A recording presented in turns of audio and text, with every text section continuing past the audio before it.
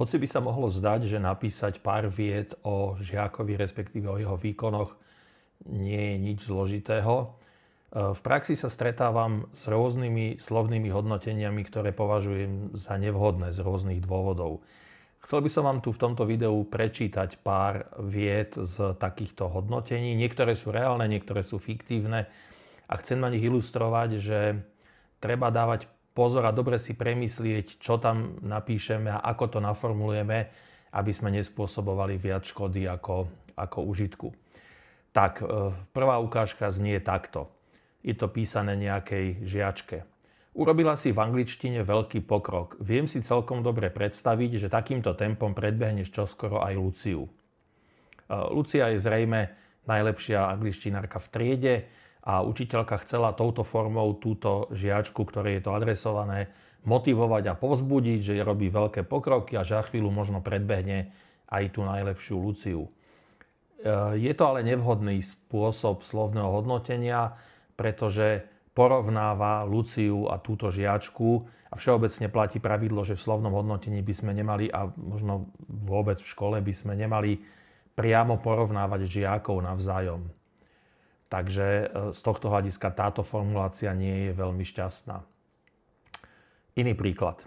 Učiteľ alebo učiteľka píšu žiakovi. Zdá sa, že nemáš bunky na matematiku. O to viac ma teší, ako výborne ti ide slovenčina.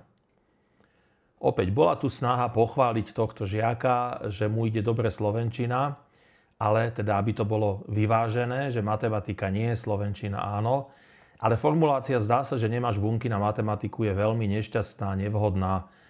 A to nie len preto, že žiadne bunky na matematiku neexistujú, ale aj preto, že keď to tomu žiakovi takto povieme, tak ho vlastne zbavíme akejkoľvek snahy do budúcnosti sa snažiť v tej matematike zlepšiť, lebo sme mu povedali, že darmo ty sa budeš snažiť, ty na to nemáš bunky, ty na to nemáš predpoklady, takže aj tak už naviac ako keby nemáš. Čo je veľmi paralizujúce a odzbrojujúce. Takže nikdy, aj keď sú výkony žiaka slabé, nikdy to neformulujme spôsobom, ktorý v ňom vyvolá pocit, že tak už to musí byť navždy. Hej? A to je práve tá formulácia, nemáš bunky na matematiku. Keby tam bolo napísané, v tomto polroku sa ti v matematike nedarilo, alebo tie výsledky tento polrok boli v matematike slabšie, než ako sme u teba na to zvyknutí, tak to znamená, hodnotím tento polrok a v budúcom polroku to môže byť iné.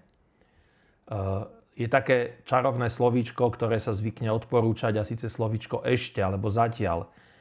Toto zatiaľ neovládaš, toto si ešte musíš zopakovať. Toto ti ešte robí problémy, lebo tým slovíčkom ešte alebo zatiaľ dávame najavo, že to je dočasný stav, ktorý už o 2 mesiace nemusí platiť. A ešte tu mám tretiu ukážku, takú možno jemnejšiu alebo náročnejšiu na odhalenie, čo je v nej nesprávne. Citujem.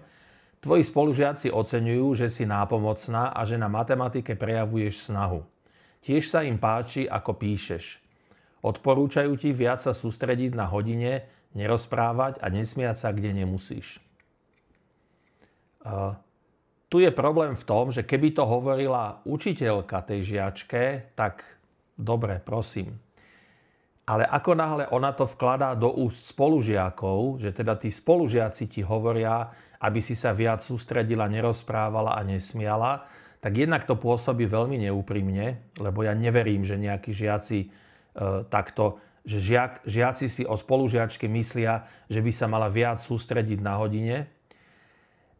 A jednak to môže narušiť vzťahy medzi tými žiakmi, pretože ak teraz táto žiačka bude nešťastná z toho hodnotenia, tak bude vlastne mať pocit, že tí jej spolužiaci jej to pokazili, lebo o nej povedali nepekné veci a teraz ona vyzerá zlá. Ak tá učiteľka chce tú žiačku za niečo kritizovať alebo niečo jej vytknúť, má to urobiť vo svojom mene, ale nemá sa schovávať za názor spolužiakov.